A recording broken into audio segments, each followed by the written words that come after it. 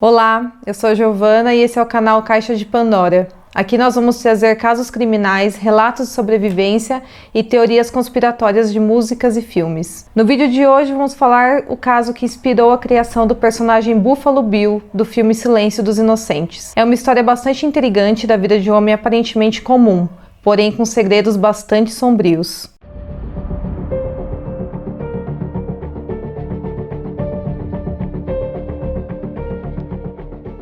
Pessoal, eu tô começando o canal agora e por isso eu queria pedir muito o apoio de vocês, se inscrevendo no canal, deixando um like, uma sugestão de caso nos comentários e aí eu trago aqui no canal para contar para vocês. Espero que gostem e vamos para o caso. Acusado de assassinato, tortura, abuso sexual.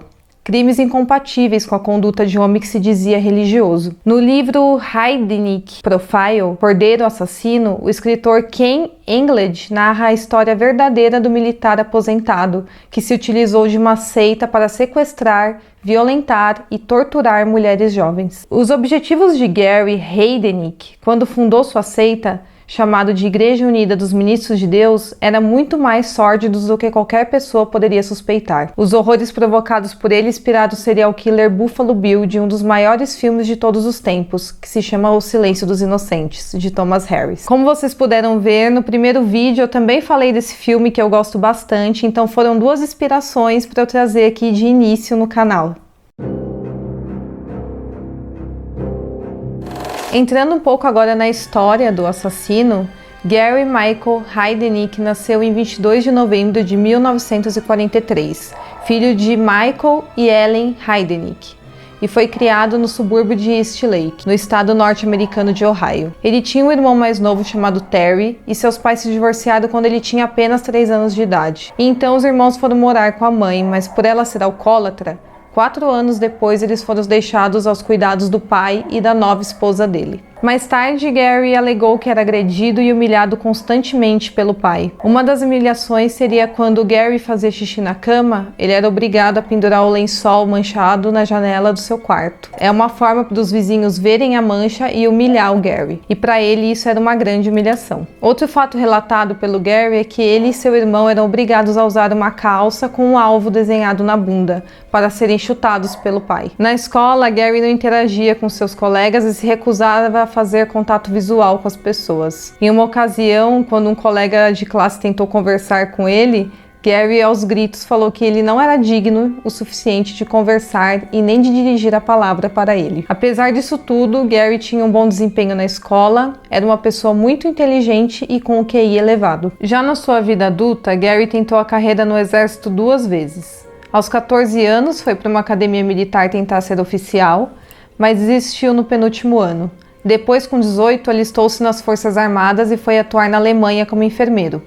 Mas com pouco mais de 1 ano de atividade, foi diagnosticado com transtorno de personalidade esquizoide, condição em que as pessoas evitam atividades sociais e interação com os outros, e dispensado do exército em 1962. Então, após esses acontecimentos, Gary se mudou para Filadélfia e lá chegou a trabalhar durante um tempo em um hospital. Ele era como uma espécie de auxiliar de enfermeiro, mas foi demitido por mau atendimento e comportamento rude com os pacientes. Após isso, ele enfrentou muitos problemas psicológicos, tentando suicídios mais de 10 vezes, e por isso foi internado diversas vezes em hospitais psiquiátricos. Na verdade, ele entrava e saía dos tratamentos constantemente nesses hospitais. E nessas fases adquiriu o hábito de ficar mudo, prestar continência e não fazer sua higiene pessoal. Então ele passou a não mais tomar banho e nem escovar os dentes. Porém, nada é tão ruim que não possa piorar. No ano de 1970, sua mãe foi diagnosticada com câncer nos ossos e estava sofrendo os efeitos do alcoolismo, então ela cometeu suicídio bebendo cloreto de mercúrio, uma substância extremamente tóxica para o corpo humano. Seu irmão Terry também passou um tempo internado em hospitais psiquiátricos e tentou suicídio várias vezes. Então a gente pode perceber que Gary e sua família sempre tiveram uma vida bastante conturbada e cercada de tragédias, né? Um ano depois, em 1971, ele resolve fundar a Igreja Unida dos Ministros de Deus e se auto-intitulou de Bispo Heidenreich. Nessa mesma época, ele conheceu a Anjanette Davidson e eles começaram a namorar. Ela era uma jovem analfabeta e também com problemas mentais.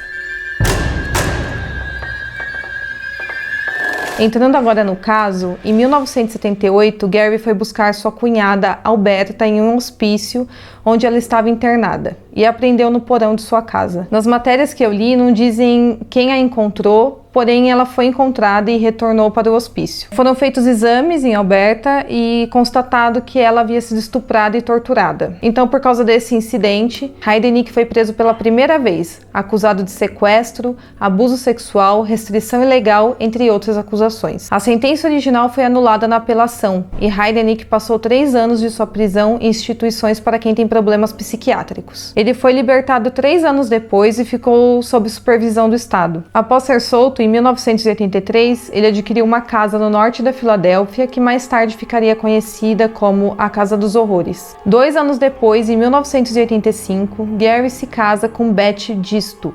Porém, o relacionamento só durou até janeiro do ano seguinte, quando Beth fugiu de casa e revelou às autoridades o seu cotidiano. Quando não era estuprada e espancada pelo marido, era obrigada a ver seu marido ter relações com prostitutas. Mas Gary não foi condenado, porque sua ex-esposa não compareceu à audiência preliminar. Após esses fatos com Beth, Gary passou a confabular um plano muito sinistro: sequestrar mulheres para construir uma casa de bebês em seu porão. Então, em 25 de novembro de 1986, Gary sequestrou uma mulher chamada Josefina Rivera. Um pouco depois, em janeiro de 1987, ele sequestrou outras 4 mulheres e as manteve em cativeiro em uma cova no porão de sua casa. Eram todas mulheres negras e ficavam algemadas na maioria do tempo a um cano no teto. Elas ficavam seminuas e eram constantemente abusadas e agredidas. Ele as alimentava com pão e lanches velhos e também com comida de cachorro. Gary também praticava tortura com as mulheres sequestradas, prendendo por apenas um membro do corpo delas em uma viga no teto. Ou seja, ele pendurava elas no teto apenas por uma perna ou um braço para causar ainda mais dor nas vítimas. Algumas vezes as mantinha dentro de um buraco no chão do porão, que era fechado com tábuas e sacos de terra, onde era difícil se mexer e respirar. Ele também tentou furar o tímpano de todas para tornar elas surdas e dificultar possíveis fugas. No cativeiro, 2 mulheres acabaram morrendo. Sandra Lindsay, de 24 anos, ela faleceu após ficar vários dias presa na viga. Ela foi desmembrada por Gary, ele guardou partes do corpo na geladeira, assou as costelas no forno e ferveu a cabeça em uma panela. Os policiais foram à sua casa depois que os vizinhos reclamaram de um odor que estava emanando da residência de Gary. Mas eles acabaram indo embora depois que o Gary explicou que estava fazendo um assado, acabou adormecendo e queimou. Choques elétricos também eram usados como tortura e em certa ocasião ele prendeu 3 das mulheres sequestradas em um buraco cheio de água, aplicando uma corrente elétrica. Nessa ocasião, Deborah Dudley, de 23 anos, acabou morrendo no processo. O seu corpo foi descartado por Gary em uma região arborizada de Nova Jersey. O plano de Gary Heidenreich terminou em 24 de março de 1987, graças a uma das meninas sequestradas, Josefina Rivera. Ela foi a primeira mulher sequestrada por Gary e ganhou a confiança dele ao longo dos meses. Então ela recebeu uma autorização para sair de casa para trazer mais uma garota para o seu harém. Ela aproveitou esse momento para ir direto para a casa do seu namorado e em seguida foi para a polícia. Algumas fontes relataram que ela teve que insistir muito para a polícia acreditar na sua história e que fosse atrás de Gary. No fim, ele foi capturado no posto de gasolina em que ele e Josefina haviam combinado de se encontrar.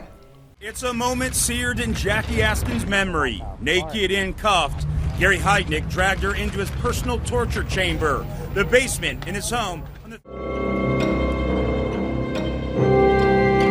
E então, já no seu julgamento, a defesa alegou que as mulheres já estavam na casa quando ele se mudou. Seu advogado, Charles Peruto, tentou provar que Heidenreich era louco, mas a suposta insanidade de Gary foi refutada com sucesso pela acusação. O fato dele ter acumulado aproximadamente $550 mil foi usado para provar que ele era um investidor bastante astuto e, portanto, não era louco. Seu consultor financeiro chegou a dar testemunho no julgamento, dizendo que Gary era um ótimo investidor e que sabia exatamente o que estava fazendo. Condenado por 2 acusações de assassinato em primeiro grau em 1º de julho de 1988, Gary Heidenreich foi condenado à morte e encarcerado na instituição estadual em Pittsburgh. Em janeiro de 1989, ele tentou suicídio com uma overdose de remédio chamado Torazina. Já no ano de 1997, sua filha Maxine Davidson White e sua ex-esposa Beth Heidnik entraram com um processo no Tribunal Federal do Distrito Leste da Pensilvânia, solicitando a suspensão da execução com base no fato de Gary Heidnik não ser uma pessoa com plenas faculdades mentais e, portanto, não deveria ser executado. Ou seja, mais uma vez foi alegado insanidade. Após mais 2 anos de procedimentos legais em vários tribunais,